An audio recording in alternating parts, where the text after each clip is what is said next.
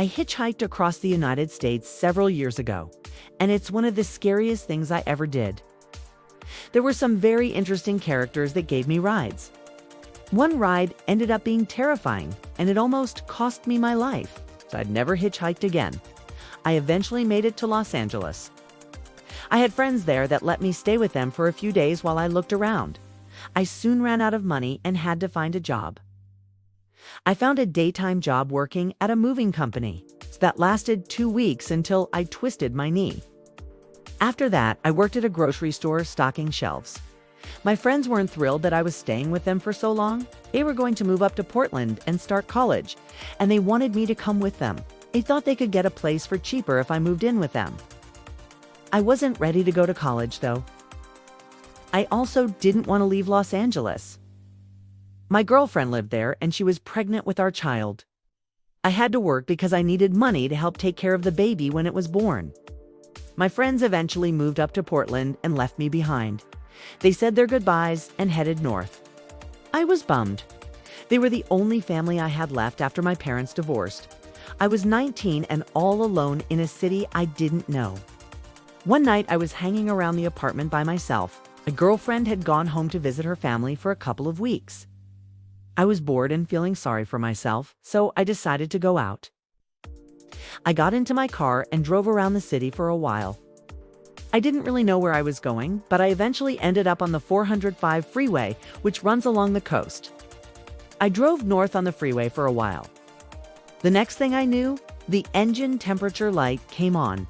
I pulled off the freeway and parked on the side of the road. I tried to cool the engine down, but it didn't seem to help. I called a tow truck and waited for it to arrive. It was then that I realized I was completely out of gas.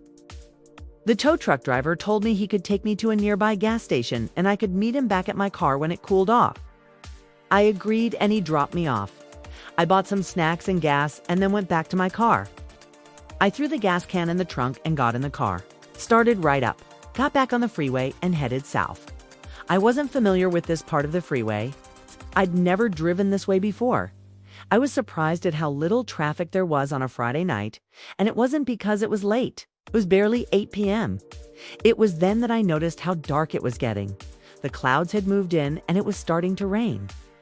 I made it to the next exit and got off the freeway. I turned on my wipers and continued south. The rain picked up and it became hard to see through the windshield. I drove slower and slower until finally it was too dangerous for me to continue. I pulled off the road and onto the shoulder. It was narrow and the sides were muddy. I turned on my emergency flashers and sat there waiting for the storm to pass. After about 20 minutes, I decided to walk back on the freeway to the last exit. I thought maybe I could find a gas station or a convenience store where I could use the phone. I walked on the shoulder for a while, not paying attention to how far I'd gone. I had walked past the exit. The rain was coming down hard now, and I was soaked. I couldn't see. I walked slower and slower until finally I had to stop. I walked off the freeway and into the bushes on the side. I laid down and fell asleep. I don't remember how long I was there, but eventually I heard the sound of a car. I looked up and saw headlights approaching. I stepped out of the bushes and waved my arms. The car slowed and pulled off the road. I walked up to the driver's side window and looked in. There was a man sitting behind the wheel. He rolled down the window and asked me if I was okay. "Can you give me a ride?" I asked. "Where are you headed?" He asked. "I don't know," I said. "I was walking south, but I think I've gone too far. Can you drive me back to the last exit?" "Sure," he said. We got on the freeway and he began driving north. I told him about my car. "You should have stayed in it," he said. "It's safer than walking along this road." "I was hoping to get to a phone," I said. "Oh," he said. "Well, we're almost there." "Here's the exit," he said. "Thanks," I said. "Hey, do you need anything from the store? Maybe some food or something?" he asked. "Yeah, actually, I could use some food. Do you mind if I come back here and get my car?" "No problem," he said. "Here's my number. Call me when you get to the store and I'll come back and get you." I wrote down his number and headed back to my car. I opened the trunk and got out the gas can. I filled up my car and got back in. I drove to the nearest convenience store and parked. I went inside and got some snacks and drinks, and then got back in my car and called the man. I dialed the number he'd given me. It was disconnected. I tried calling again, but it just rang and rang. I thought maybe I had the wrong number, but I was sure I had it right.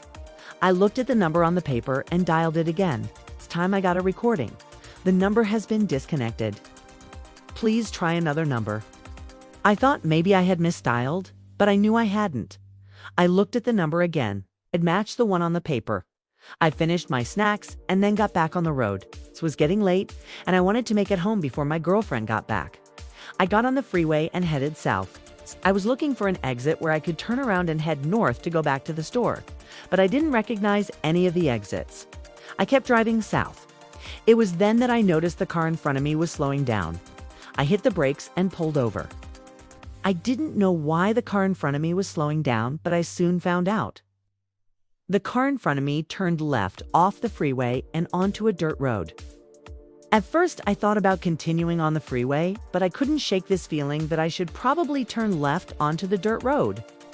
I made the turn and followed the car. The dirt road was bumpy, and eventually it ended. The car in front of me turned right onto another dirt road and then disappeared from sight. I continued on the dirt road. I could see the car in front of me through the trees on the right side of the road. I picked up my pace. I could see the taillights of the car up ahead. I could hear the engine revving. I assumed they were stopping. I could see the taillights disappear around a bend. I rounded the bend and saw the car parked on the side of the road. The car was an old pickup. I pulled up next to it and turned off my engine. I got out of my car and walked to the back. I opened the trunk and grabbed the gas can. I walked back to the pickup and poured the gas in. I closed the trunk, got back in my car, and turned the key. The engine turned over, but wouldn't start.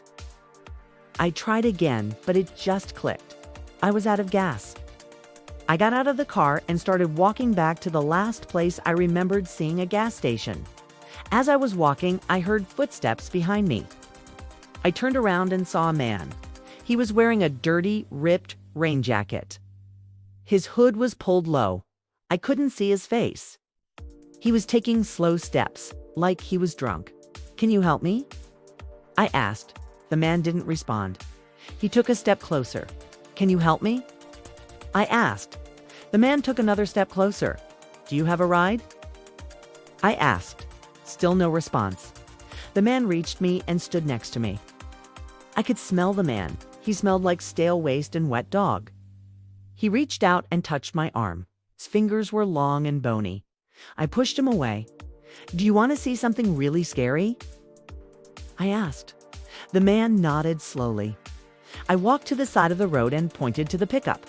"That car doesn't have a driver," I said. The man stared at the pickup. "There is a driver," he said. "He's in the back," I said.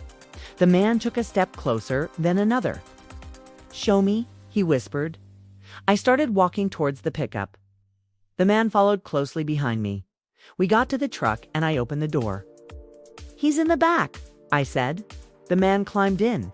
"He's not in the back," the man said.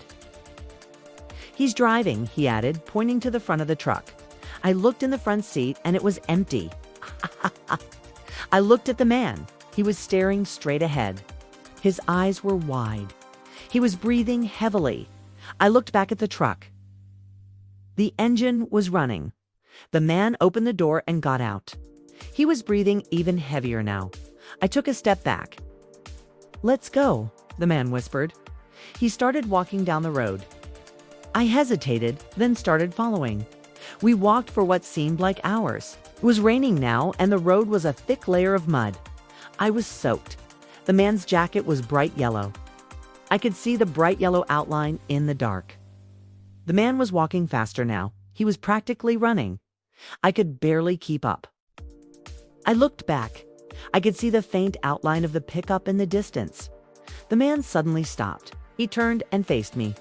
He raised his head and I could finally see his face. He was smiling. I screamed and started running. I could hear the man behind me laughing. I could feel his hot breath on my neck. I didn't dare look back. I kept running until I collapsed.